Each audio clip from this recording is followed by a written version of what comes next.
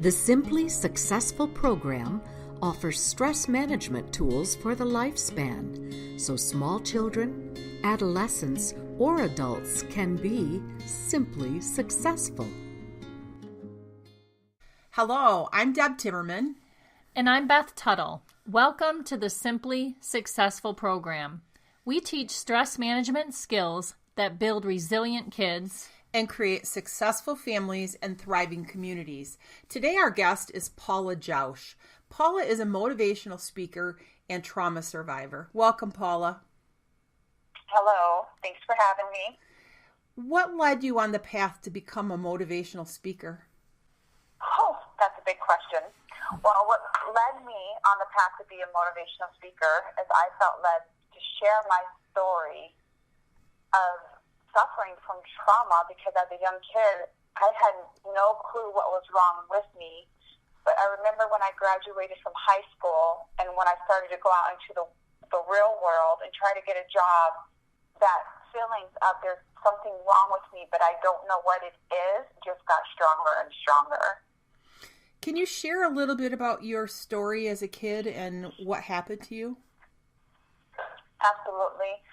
Well, I grew up in a house full of addiction and dysfunction, and there was a lot of abuse and a lot of anger. And looking back now, I'm an adult woman, but when you're being raised by parents and there's addiction in the home, you don't know what's normal and you don't know what's not normal. So it becomes your normal.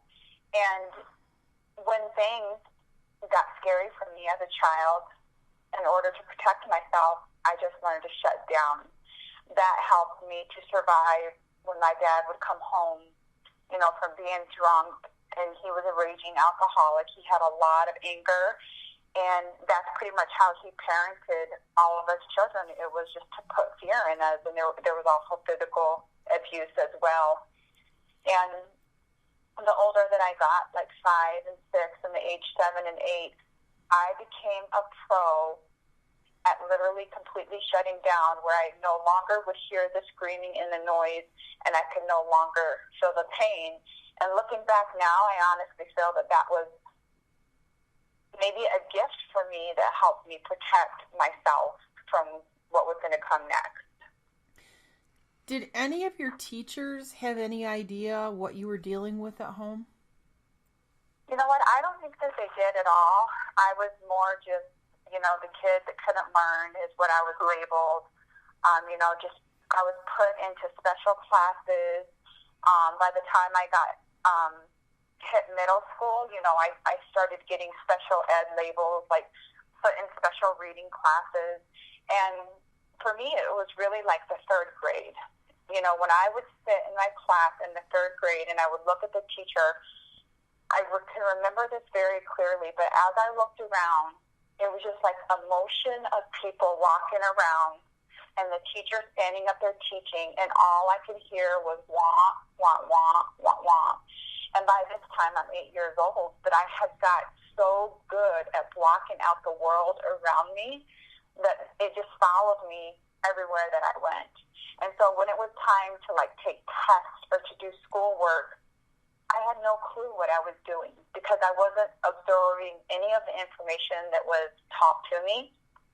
And so I don't ever recall a teacher asking, is there anything going on at home that you want to talk about, so on and so forth. It was just more that this kid can't learn.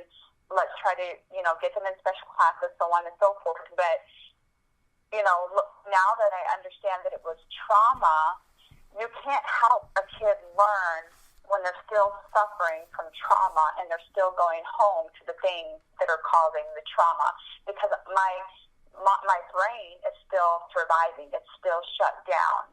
And so there was really no way of getting to me or helping me. Right, and how sad is that when you think back that not one teacher or educator thought to even ask you if something was wrong or something was going on? Yeah. Deb, there's 2 staff members. One was a teacher and one was the clerk in the office that I remember them so clearly. And by the time that I got to the 7th grade, I was full of anger. I was full of, you know what, I have got to figure out a way to protect myself.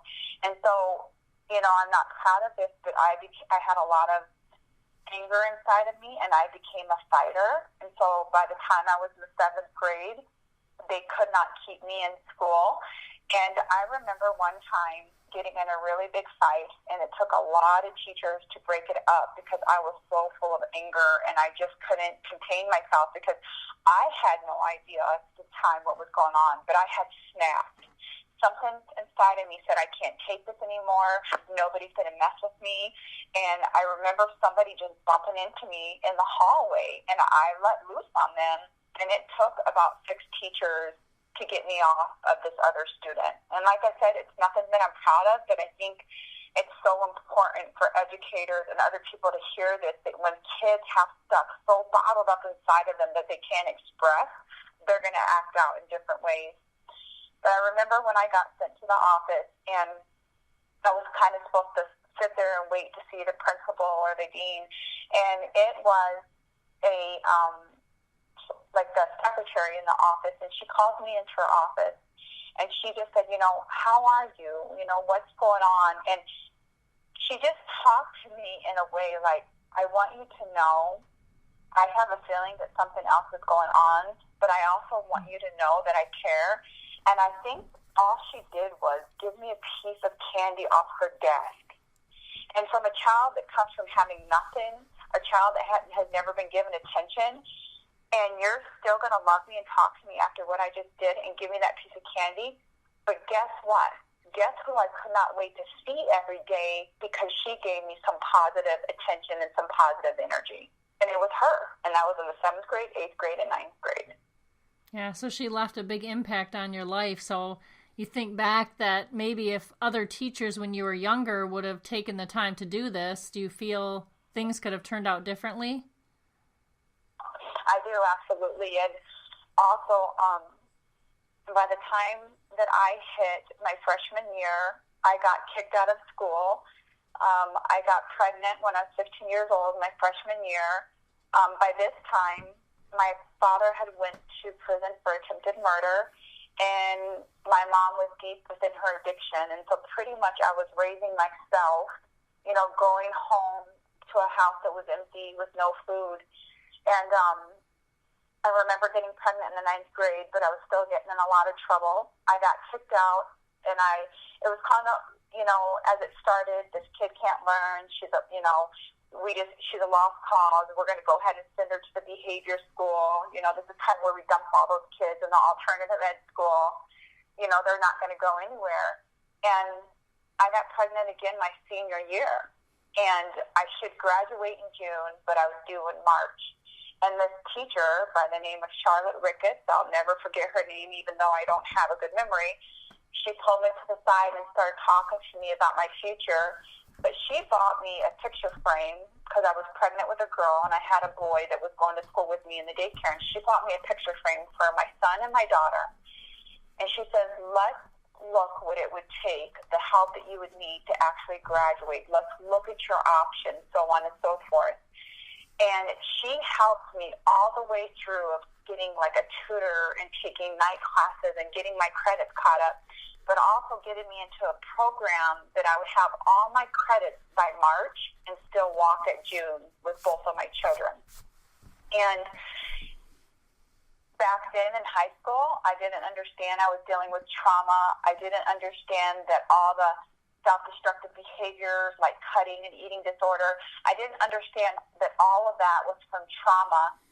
But just recently, probably 3 to 4 years ago, I was able to contact Charlotte Ricketts through Facebook and tell her what I'm doing and just thank her. And her words was, honey, I knew there was something going on with you. And she goes, I've never have forgotten you, But I think about her a lot because what if she wouldn't have taken the time to help me to graduate? Even though I did graduate from the behavior school, where would I be today? And so going back to your question, what made you be a motivational speaker, trauma survivor? What encourages you to talk about this topic? Because there's a lot of kids right now in the school system just like myself. More than we realize. I saw this staggering statistic on Facebook that in our own Kent and Ottawa counties, there's more than 3,000 kids who are considered homeless right in our own backyard. 3,000, that's huge. We're not that big of a city. Right. Yeah.